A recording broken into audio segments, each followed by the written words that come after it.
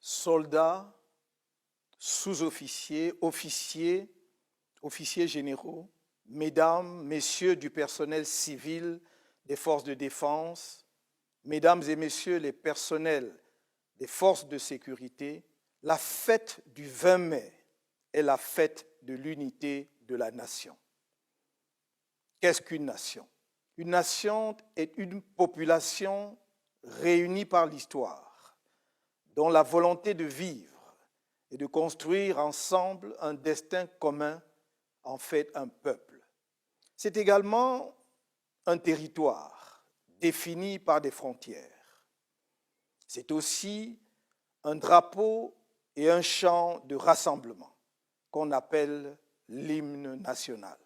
Par-delà les gouvernements, les communautés, les organisations politiques, il existe un corps de métier qui est à la fois le creuset et le ciment de la nation.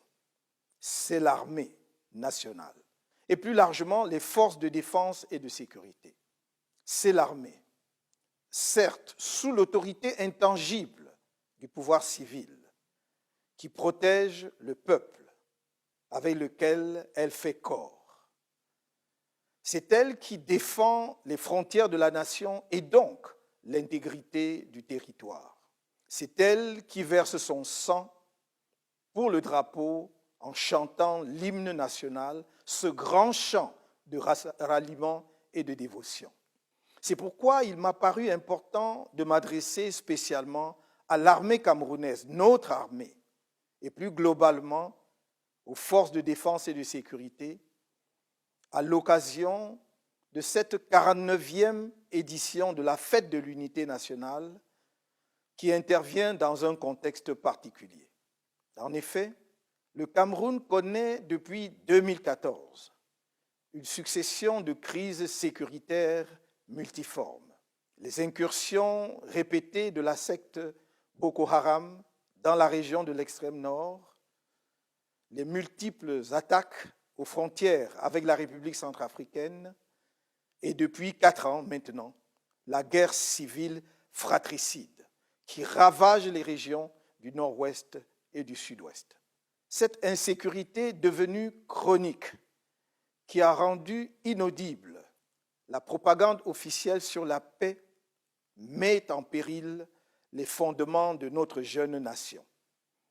Dans ce contexte d'instabilité sécuritaire grave, l'armée et plus généralement les forces de défense et de sécurité ont un rôle vital à jouer afin d'éviter l'érosion de la cohésion nationale.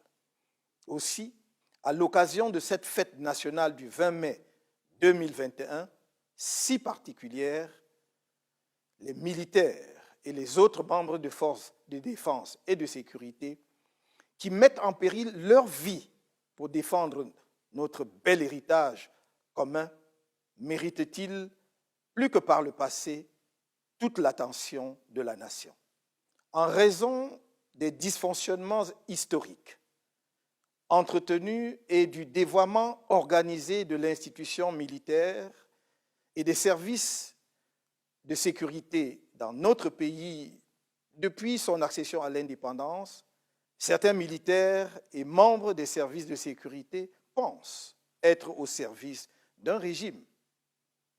Ce détournement politique organisé de l'institution militaire et des services de sécurité de leur objet essentiel a fini par installer l'idée fausse selon laquelle les membres des forces de défense et de sécurité doivent loyauté et fidélité à une personne, plutôt qu'à la Constitution, aux institutions de la République et à la nation dont ils sont l'émanation.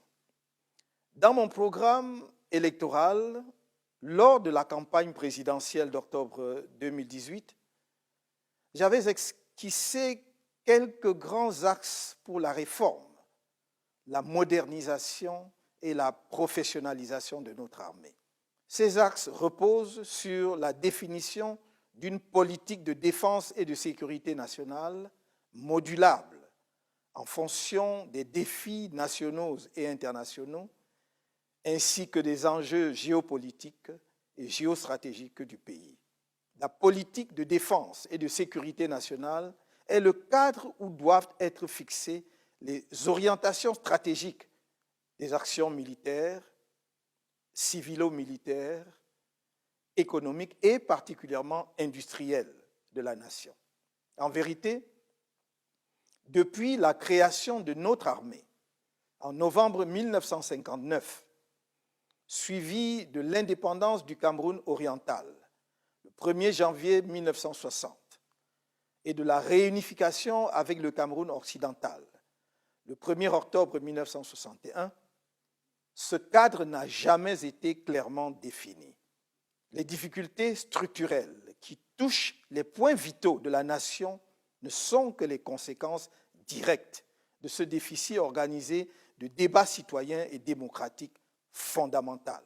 C'est dans ce contexte que, malgré les évolutions, tant au niveau national qu'international, le gouvernement s'accommode encore de la loi de 1967, pourtant caduque, portant Organisation générale de la défense. Les 21 décrets relatifs à la modernisation et à la professionnalisation de l'armée, pris par le président de la République, chef des armées en 2001, qui constituent une curiosité juridique, n'y changent rien. Notre politique de défense et de sécurité doit s'inscrire à l'intérieur dans une double logique. D'une part, celle du dépassement des clivages et des replis identitaires sous toutes leurs formes. D'autre part, celle de l'enracinement durable de la paix et de la culture démocratique dans la nation tout entière. Ce doit être l'objectif majeur de construction nationale. Une politique de défense et de sécurité qui ne place pas l'homme au cœur de ses préoccupations a peu de chances d'atteindre les objectifs stratégiques et opérationnels qu'elle poursuit. C'est pourquoi la condition militaire doit être l'objet de toutes les attentions.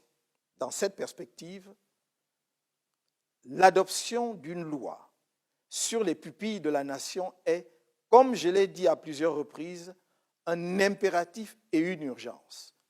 Car est-il normal que les enfants orphelins mineurs, des hommes et des femmes morts pour notre nation, continuent d'être abandonnés à leur triste sort?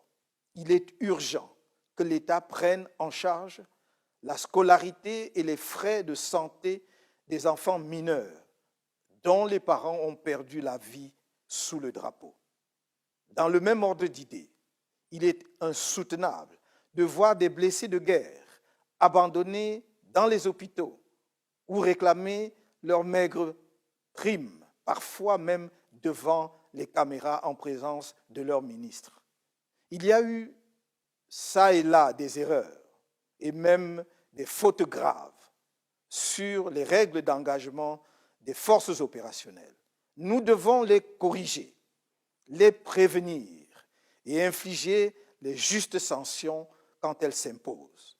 Mais pour avoir eu l'honneur et le privilège de travailler avec certaines de ces composantes sur des dossiers vitaux pour notre pays, je sais et ai toujours dit que l'armée camerounaise est l'une des mieux formées et des plus professionnelles de notre continent.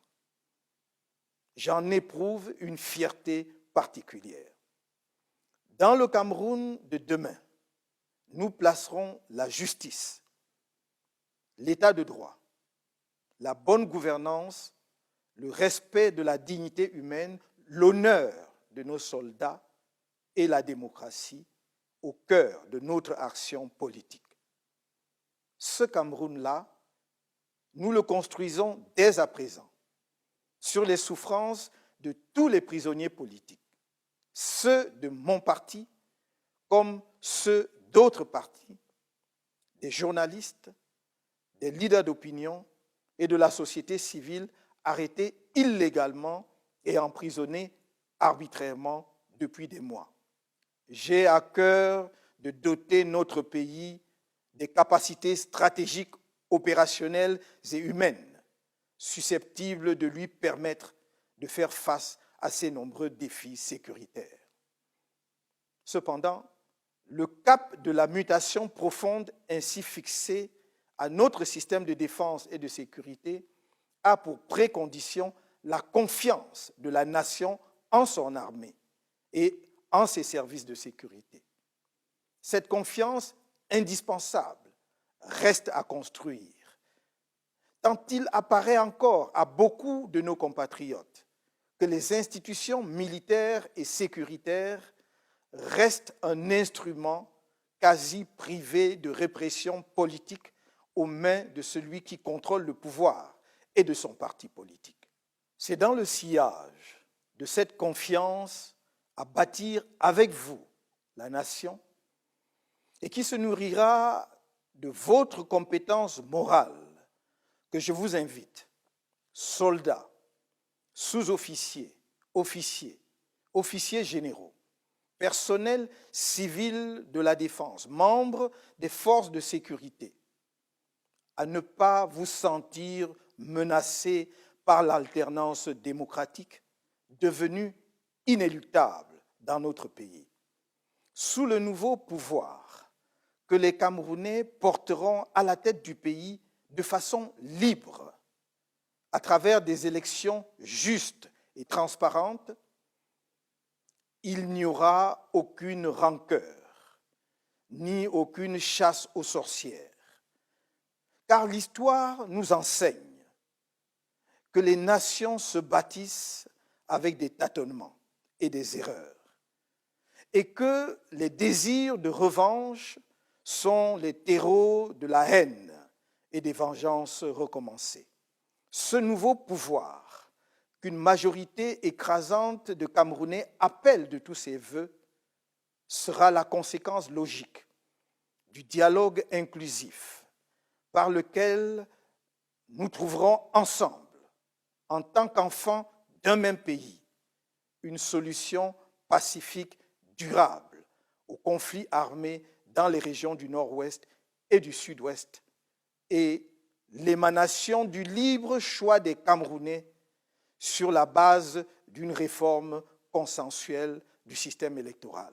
C'est avec vous, dans toute votre diversité, que je souhaite jeter les jalons du nouveau système de défense et de sécurité du Cameroun, démocratique, moderne et ambitieux. Ne vous laissez pas effrayer. Ayez foi en notre volonté commune de travailler pour assurer à nos enfants, nos petits-enfants et aux générations qui suivront un avenir meilleur. Soldats, sous-officiers, officiers, officiers généraux, mesdames et messieurs du personnel civil, des forces de défense, membres des forces de sécurité, vous pouvez me croire. Je me tiendrai toujours à vos côtés quand il s'agira de défendre le Cameroun. C'est le serment d'un patriote. Vive la nation camerounaise.